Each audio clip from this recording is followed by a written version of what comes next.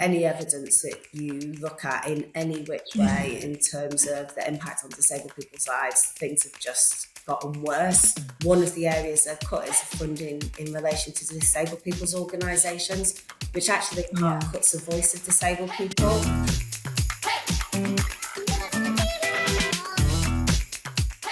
So, Vicky, welcome to Disabled and Proud. How are you today? Yeah, I'm good and excited to be joining you. Yeah, I'm excited you're here. This is going to be a really interesting episode, I think. I mean, I say that about every episode because I personally find every episode interesting because I learn something new every single week. So I love that. But this one, I think, will be really, really interesting for sure. So the first question that I like to ask every single guest is, how do you refer to your disability? Yeah, this has been quite interesting for me. So I got rheumatoid arthritis and was first diagnosed in 2019, April, so just before the pandemic. And I was asked this question and because I took on the role of Shadow Minister for Disabled People in April 2020 and asked whether or not I defined myself as disabled. And at the time, I said that I didn't. And then some people questioned and said, I think that you should do. You know, I think you get a lot more respect in terms of people who are disabled and the wider community.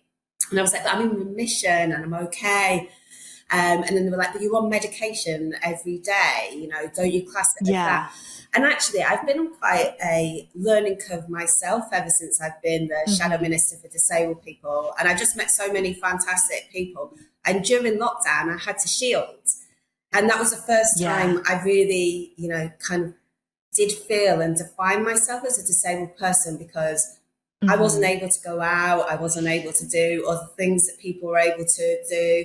I found it really hard and frustrating. So, you know, now I've kind of changed over the time and it's been quite interesting, quite a learning curve for me. And I do sometimes wonder whether or not, you know, there's just this negative connotation over the word disabled and whether or not, you know, I actually had an unconscious bias towards that without realising it or didn't think, you know, I was as disabled as somebody else. But actually, you know, I think, you know, something needs to change. And I think this is the reason why stuff like your podcast is fantastic. It's just like disabled and proud. It's really interesting that you were undecided whether or not you use the term disabled, because I think it's always a really fascinating discussion, particularly when you're diagnosed with something, because I think it's a bit different than a physical disability, because I think if it's physical you can see it and there's not really a way around it. But when it comes to being diagnosed with something that's like almost is hidden or invisible, or the naked eye can't see it, it's almost that question of, am I disabled enough to say that I'm disabled? And then in that thought process, at what point are you disabled enough to say that you're disabled? And it is such an interesting conversation because it's not the first time that someone has said something like that to me, that they didn't know when they were almost, like you said, like having an unconscious bias about themselves. And that's that internalized ableism, isn't it? Because you're not disabled because you can still do things, but actually, as you said, like you were on medication and you had to take it every day and then you had to shield. And it's a really fascinating conversation because I think actually what you said about having this unconscious bias, but also this negative bias, like more generally, is so, so true, because we do automatically think disabled is bad. And a lot of people talk about, you know, the epistemology of the word and, you know, it's got dis in front of it and therefore it's bad. And I can understand that argument, but equally in the same vein, like it's the word that we've got to describe what we are. So we either use it or we don't. And actually, like, I quite like saying that I'm disabled. I don't think there's a problem with that. And this is why I do what I do. Yeah, absolutely. So interesting. I always usually go on to talk about childhood, but for you, your diagnosis was a bit later in life. And I was wondering, what was it like getting a diagnosis of rheumatoid arthritis? So I didn't really understand very much about rheumatoid arthritis beforehand. I just thought there was osteoarthritis. And for those that don't know, rheumatoid arthritis is where your immune system just decides to attack its joints. And that's the reason why you need to take medication to suppress your immune system. And it was kind of explained to me beforehand. So before I saw my rheumatologist, that there was kind of 3 different types of arthritis. There's actually not, there's hundreds, but it was explained there's the one where you need more sunshine. So I obviously have my fingers crossed that that was the one that I had. There's the osteoarthritis and then the rheumatoid arthritis, so where your body attacks its joints. And I remember when I sat down with the rheumatologist and she went through everything and she said, do you understand? And I said, oh yeah, there's 3 types. And she was like, no, there's hundreds, but okay, let's kind of go with the simplicity of stuff. And I, you were asked about, has anybody had it in your family and stuff like that? And I've never known anybody with it. And I just started crying straight away because I was like, oh no. Yeah. And then you look up stuff on the internet and you get quite worried and so forth. And there's no kind of cure in terms of stuff. And, but actually over time, I've, obviously I was very, very lucky. And when I go on stuff, kind of getting the diagnosis so early, getting into remission, was absolutely brilliant. And now I kind of know that it can be controlled. I'm in a much kind of calmer situation, but I think the not knowing and not understanding. And one of the things that I've kind of learned over time is that we become the experts in our conditions. So I now know so much about rheumatoid arthritis and, kind of wider arthritis, and, you keep your eye on what might be coming down the line, but you also know certain things you have to do to look after yourself as well and to keep yourself in a good kind of position. So, I have to look after my weights and make sure I don't put on too much, because otherwise that causes other stresses in areas. I need to attempt to try and prioritize exercise, which is quite difficult in the job, but it also needs to be quite a varied exercise and not just doing the same things, as well as, having to make sure that you've kind of always got the medication and that, you don't kind of muck about with that too much. Gosh, it is quite a lot, because I, like you, just thought arthritis was like, oh, your joints are a bit creaky. Because in my head, it's just like, oh, and I know that this isn't the case, but like traditionally, when I was younger, people who had arthritis tended to be like over the age of 65, 70. And that's like all that I could, figure. Like the idea of other people who are younger having arthritis blew my mind. And after speaking to people, you're right, there are like hundreds of different types. And again, that blows my mind, because I always think, wow, like we know so little about disability when it's not our own. So like limb difference, for example, I know loads of stuff about limb difference, but talk to me about spina bifida and I've got absolutely zero clue whatsoever. Like I haven't got a clue. And that doesn't make you a bad disabled person. It just means that it's not necessarily something you know about, but it doesn't mean that you can't go out there and get the research or read about it or speak to people, because I think a lot of people are afraid to talk to people with disabilities, particularly about their disabilities. And don't get me wrong, there is a right way and there is a wrong way to go about talking to people. But sometimes you just got to have those open conversations to learn, because that's what we're all here for at the end of the day, is to learn and to grow. And if you're not learning or growing, then there's not really a point, Yeah, no, absolutely. And I'm a kind of person that gets on better in terms of a conversation than I am in terms of just kind of reading stuff. And actually, there's always more beyond kind of what is in the paperwork as well, in terms of what different things say. Yeah. Interestingly, so your job is, now let me get this right, Shadow Minister for Disabled People. Yeah. Now that is a mouthful. And what does that mean in like oh my God, I can't even get my words out, in like super layman's terms? Yeah, and I'd like it to be less of a mouthful, and I'd like it to be a minister for disabled people. But we need a general election for that to happen. So essentially, this role sits in the Department for Work and Pensions, but it actually crosses everywhere. So I work with all of my front bench colleagues in terms of Yeah. us looking towards what we might do if we win the next general election to improve the lives of disabled people. And one of the things that was really important to me when I first took on this role was actually to organise a lot of road shows and make sure that we engage with disabled people. And it was quite tricky because it was right at the start of the pandemic. So we had to do things differently. Perfect timing. Yeah. And so we did a lot of them. We did all of them online because we couldn't do them in any other way. And at the time, the big thing was, what is the government doing, kind of in COVID for disabled people? And also, what are they not doing? So you all know their press briefings at the time weren't accessible. They didn't have British Sign Language. So I was raising that in Parliament. In fact, one time I went and signed my question in Parliament just to get the point across. If you can't understand what I'm saying, what do you think it's like for people that rely on British Sign Language, And so those were the issues, the fears over the do not resuscitate notices, the problems with accessing food, PPE, the social care. So all of that was raised with me, and I was raising that with the government to say they need to do more about this.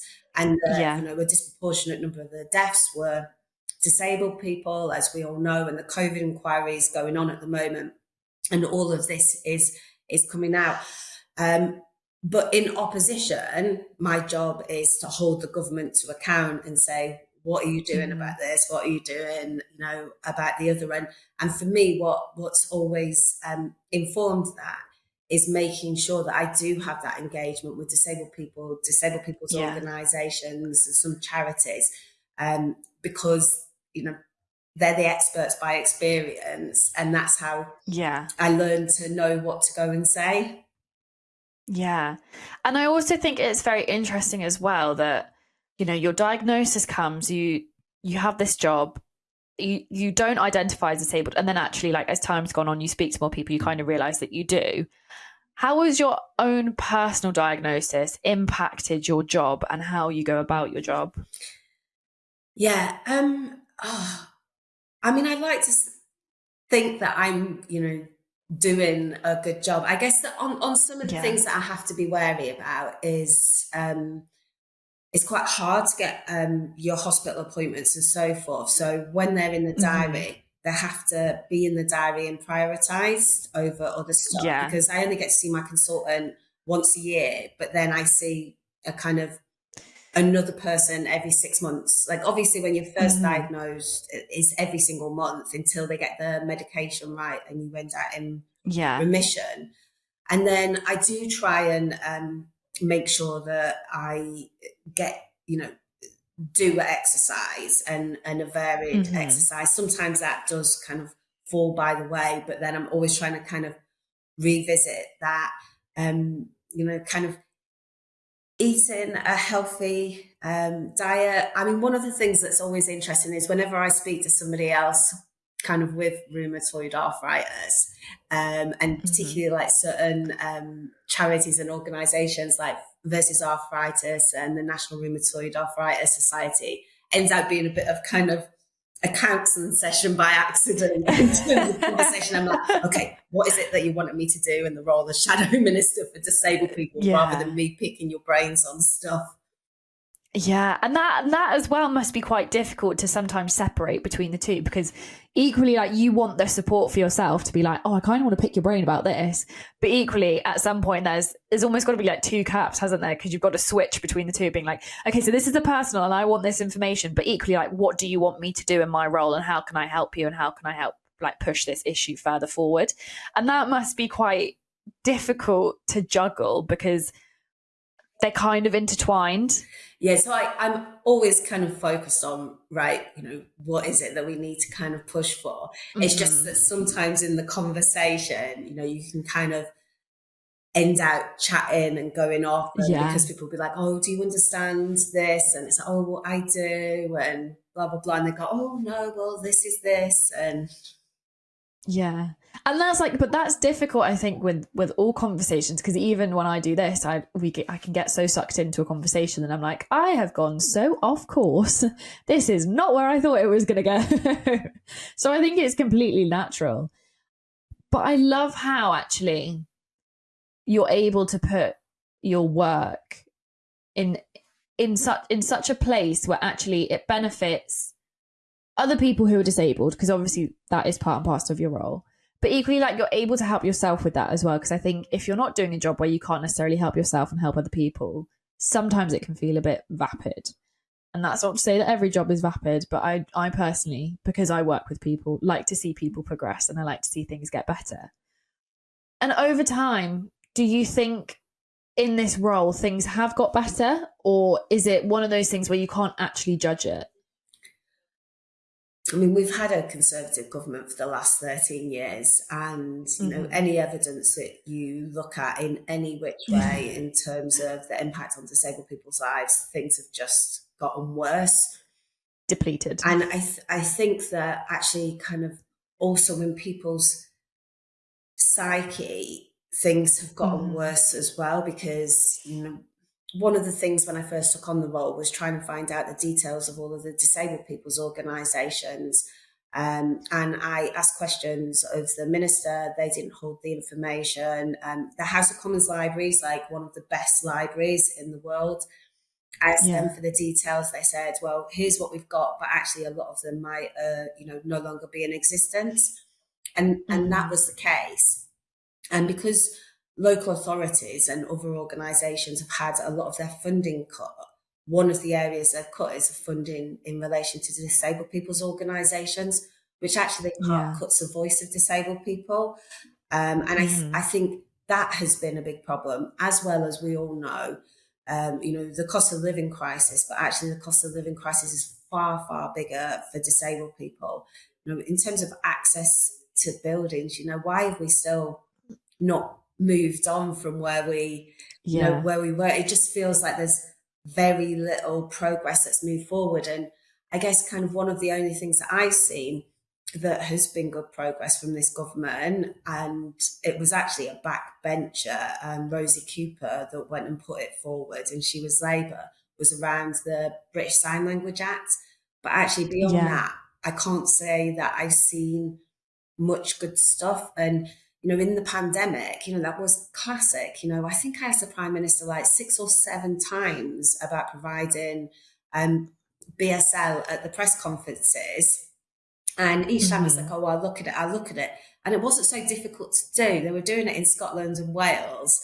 So I just couldn't understand why they wouldn't just do it. Every time after my question, I was like, all right, it's going to be happening now. And then I'm like, it's still not happening. Like it feels deliberate, Yeah. And it's really interesting that you say that, because obviously Scotland and Wales both had it pretty quick, like no issues. There nothing was, because I remember so clearly watching Nicola Sturgeon do hers and then seeing someone sign. And I always wonder, like, and this is very, very trivial of me, but I always wonder, like, is it different to sign in different accents? But then I think about that and I'm like, Brooke, that is the blondest comment you have ever made in your entire life. But equally, you're right. Like, particularly when you put forward those questions to the Prime Minister so many times and it was just completely ignored, or you were just given lip service, it can feel like actually, even though you said your piece, nothing is being done from that information. And you're right, disabled people really were impacted very, very differently to those who were non-disabled during the pandemic. And we look at, I think it's COVID deaths, every 6 out of 10 were disabled people. That's a staggering amount of people when you think about it. And then also on top of that, we think about the DNRs that were placed on people with learning disabilities. And those were involuntary as well, which is like astounding, because when you think that it's a legal document on someone's, their file and you can't get it removed, that is wild. That is ultimately one of the wildest things ever. So no wonder you haven't seen the progression, because I don't think it's been there. No, not at all. And actually, there are those that relied on British Sign Language that didn't get extremely important communications. But actually, the message that's sent out to the wider disabled community was a negative message. It just said, we're not bothered. And it wasn't just about those who relied on British Sign Language. And of course, they were the most excluded by not knowing what was happening in terms of those, really important communications. Like if we think the level of the information we were being told, we were being told that we had to stay in or that you were able to go out, what you could do in terms of shopping and other things. It was, where you could access different services. It was really hugely important stuff. But actually, it resonates wider in terms of, how other disabled people are feeling at that point, which is pretty much just ignored by the government. Which is wild when you think about disabled people are the biggest minority. Like, 2 and 2 does not make 4. What though?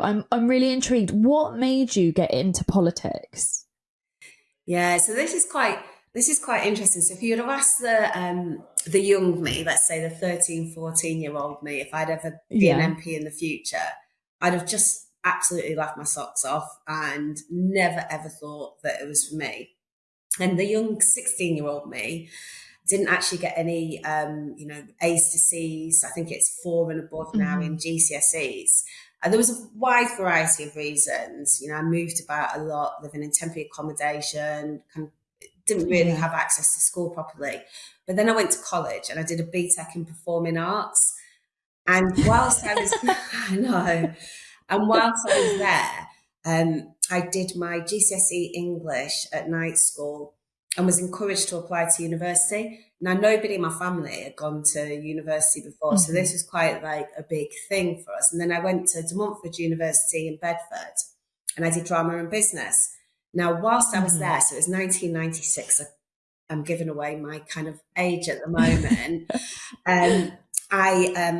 somebody knocked on my door campaigning for the Labour Party. So I got involved campaigning for the Labour Party because I wanted to kick out the Tories. I probably wouldn't have classed myself as somebody that knew lots about politics. And I'll come back to that in a second. But then after the election, so Labour won power, it was fantastic. And then somebody said to me, are you a member of the Labour Party? And I was a bit like, yeah. Like, I didn't know you actually joined political parties. And I was like, oh, okay, yeah, I'll join. And then they told me it costs money. And I was like, oh, I'm a student. I've got no money. But actually during that process, I got more and more involved over the years in terms of the Labour Party. I was a councillor before I was the MP. But the thing that I feel really strong about is you might not know how politics work, in terms of the different systems, but you do know what you think about politics because everything in our lives is political and has a political impact on us. And what we need to do is we need to get more people from working class backgrounds, more disabled people actually there and involved in politics because it's our lives that other people are making the decisions about. And actually our voices really matter. And we have to not be kind of as nervous as we might be about getting involved in that world because we might do things in a slightly different way, but it doesn't mean it's the wrong way. I love what you just said there about how we might do things differently, but it doesn't mean it's the wrong way, because I think a lot of people need to take that on board. Just because you do something differently does not mean that you're doing it the wrong way. And actually, I think there's a lot of creativity and merit to be given in doing things differently, because it means that you don't think the same. And actually, particularly when it comes to politics, a lot of people can think the same way, and that's where we end up in trouble, and that's where the country ends up in a pile of absolute crap. Can I tell you a story? Oh my God, do tell me a story. I live for these moments. So I was in Parliament and we were talking about youth violence, and I did a lot of work in terms of the Youth Violence Commission, and then we were talking about pupil referral units where kind of kids that are struggling get sent to, and I was kind of saying, kind of how I'd get rid of all pupil referral units. Anyway, I was talking to this Conservative MP and I was saying, Oh, I moved about a lot when I was younger. Went to lots of different schools, and he was like, "Oh, father in the forces." And I said, "No, just felt really effing poor." I love that his first thought was that your dad was part of the military. But like, how mind blowing is that, right? Because like in his world, like I'd never even thought that moving about and that anybody would come out with something like that. And he probably not thought that somebody would come out with something like I did. Like just Yeah. worlds apart. That in itself is wild, because both of you had like the same train of thought, but completely different places that you're going. Like, you're moving about because you're not necessarily the most fortunate, but in his head he's like, oh, she's moving about because her dad's in the army and he changes bases every couple of years. Oh god, it's you've got to laugh. You do have to laugh, because if you don't laugh you'll cry.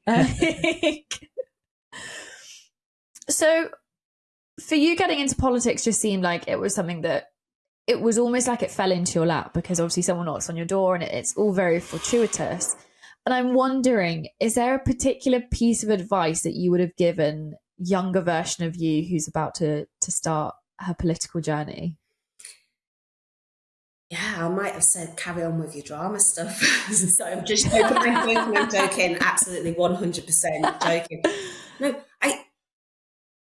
I think that's the probably big thing, and actually the big thing that I'd say to most young people is believe in yourself. You know, sometimes it feels like there's this certain mold you're supposed to fit in with, and actually managing to kind of push yourself to do things, but not necessarily having to do it in the way that it's always happened.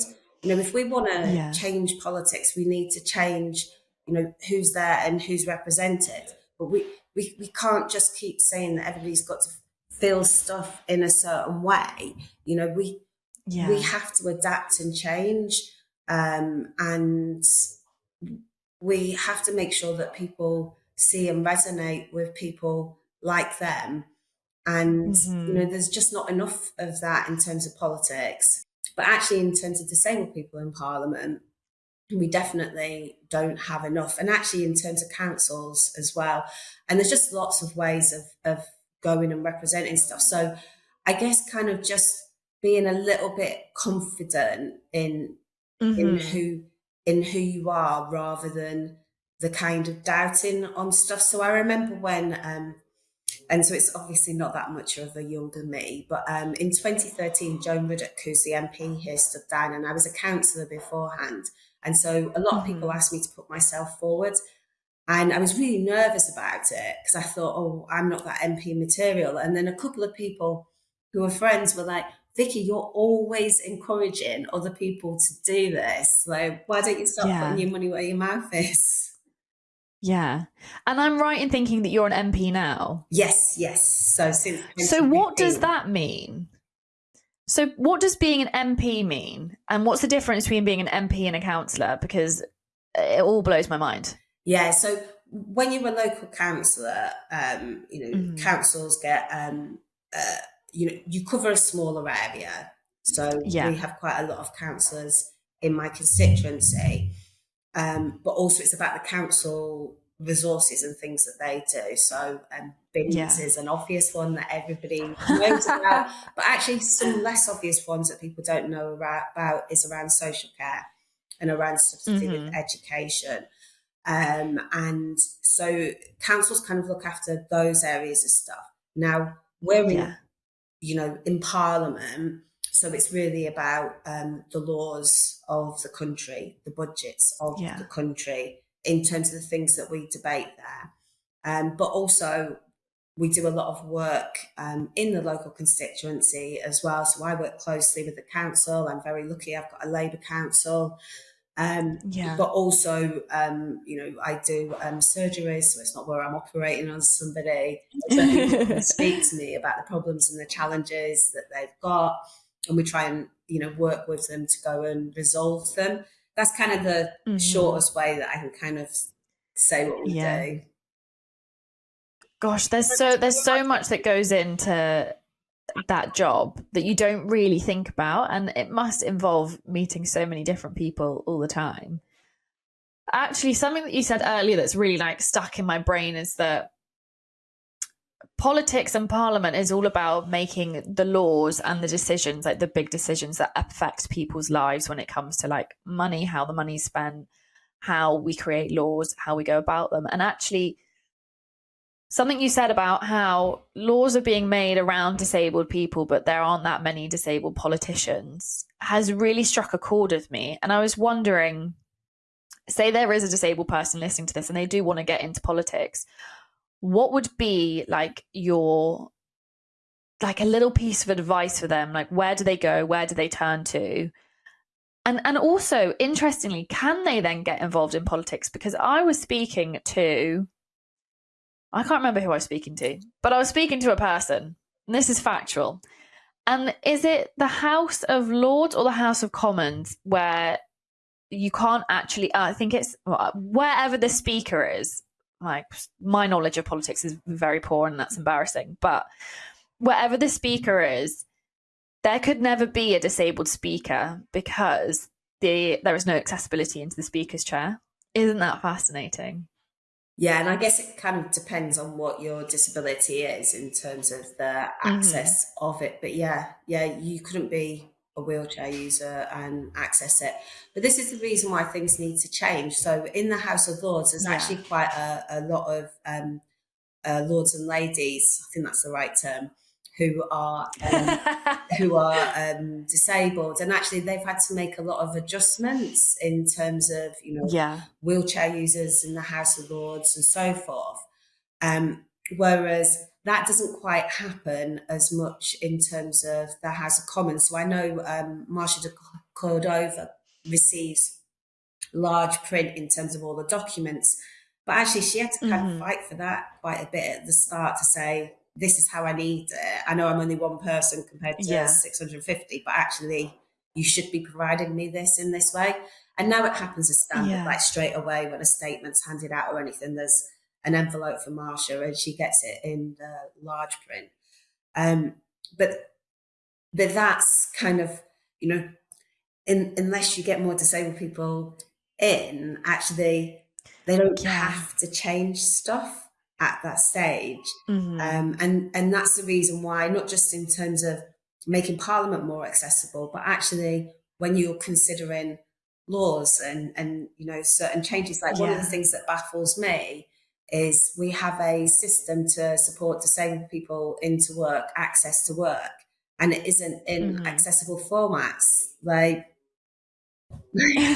just the irony of it. Yeah, and I think that's it, isn't it? That there's so much irony that surrounds accessibility. And you're right, if nobody's there, then they don't have to change anything.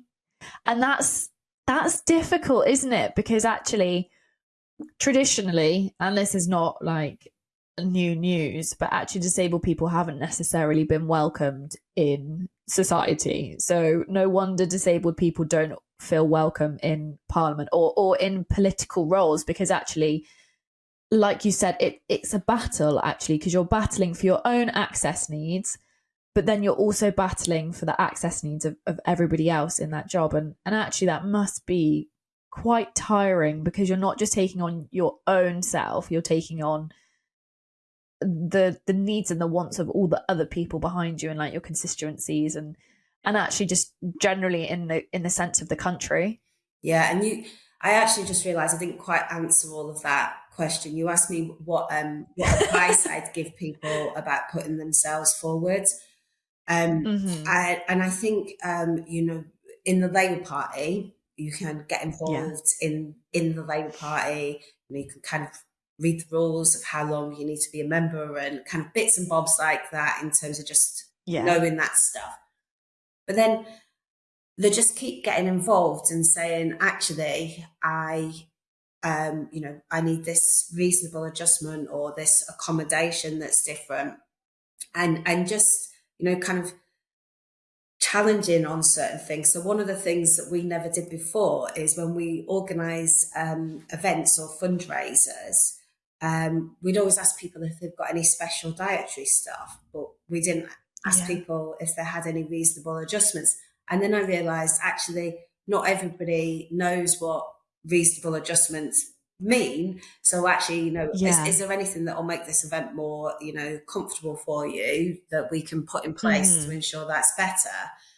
And I think when, kind of, that process will educate people around you, but also it will then get the support in place that you need. So, if you're going, so one of the things we do is go door knocking, but actually if that's problematic, we also do phone banking. So making sure that there's phone banking sessions organised, there's different things that can happen and you can get more and more involved. And I think just keep pushing yourself to the next level, get that experience right, now to this experience, right, now onto the council.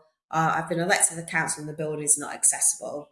And, don't know whether or not made up building is accessible or not, but we can all hazard a guess it probably isn't. It probably isn't, let's be fair. And then just keep kind of challenging. And even though, I get it, like it's hard work doing that, but every one of those, movements forward make it that much more easier for those that come next.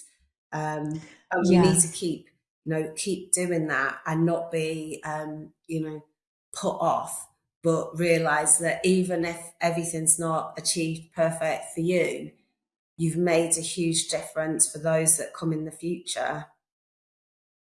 I think there's a lot to be said for putting your hand behind you and helping other people up. And I feel like that's very much what happens politically.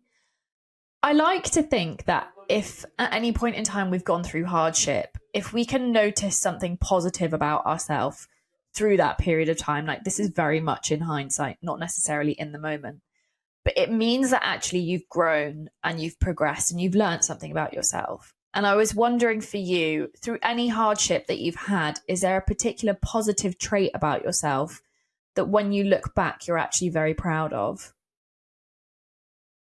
Yeah, I actually saw this in your question briefing, and I was kind of thinking about one of the things that, because it's quite hard to say something positive about yourself, right? Because it's quite embarrassing.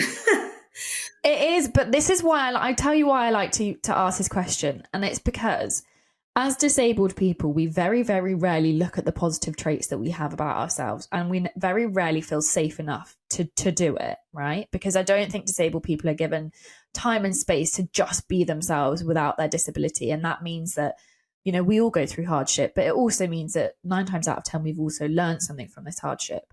And I like to get people to look back at something positive about themselves because A, it shows that you're human, but also it's giving you that time and space to realize that you're so much more than what the outside world can perceive you as. Yeah. I mean, I think kind of with all of the different like woes that have gone on at certain times in my life, I like to think that I'm quite empathetic and that I can connect and listen to people. And actually, one of the things for kind of politicians I find that a lot do too much of is we do too much of the talking and not enough of the listening. And I think it's really important to listen. And it's not just like, oh, I'm listening and nodding, but actually really listen and take in what somebody's saying. Yeah. And think about it and think what you can do. And I think, having that empathy is really important in terms of engaging and also getting people's trust. Because let's be honest, politicians are less popular than estate agents. And, but managing to get people to know that you genuinely do want to make a difference. And it matters in terms of getting people's trust, but it also matters in terms of saying to people, you can definitely do this in the future, and don't be afraid to go for it, because, representation matters. Yeah. Yeah, representation really does matter. And I think it's something that we're noticing more and more of, particularly for disabled people, how important it is to have them in media. So obviously media and politics are very, very different. And I'm talking about like TV shows and films, and to be able to see yourself represented on like a bog standard TV show is actually such a warming feeling, because when I was little, disabled people were not on TV. Like that did not happen. And so you're right, because representation does matter, and that also includes politics, because if people aren't represented where their decisions are being made, then they're not going to be thought about. Yeah, definitely. I like to ask everybody about weird questions that they get around their disability. And actually, I was wondering, with rheumatoid arthritis, is there weird questions that you get? No, most people don't realise unless I, tell them. So now I'm trying to think. No, I don't forever. No, and because most people don't know the difference between it and other arthritis. Yeah, They just think that you're creaky joints. That's their first thought. yeah, I think so. I think that this conversation has actually been really invaluable, because I personally have learnt a lot about politics, but equally everything that you said has all kind of revolved around representation and actually how disabled people need to be in these spaces, because if they're not, decisions are going to be made about them without them. And as we all know, we're all a big fan of the phrase "nothing about us without us." And I really want to say thank you for taking the time out of your day to come on this podcast, because you're the first politician I've interviewed, and I feel very proud of myself because I've kept up, and that makes me feel good. I only have one final question for you, and that is, Vicky, are you disabled and proud? Absolutely. Like I said, I really love this conversation because I think I've learned a lot from it, and it's been a really interesting one, particularly surrounding politics, because obviously that is what you do. So thank you so much for coming on and like giving your advice and sharing like the knowledge that you have, because actually it's been invaluable. No, thank you for having us on. It's been really nice. Oh, thank you.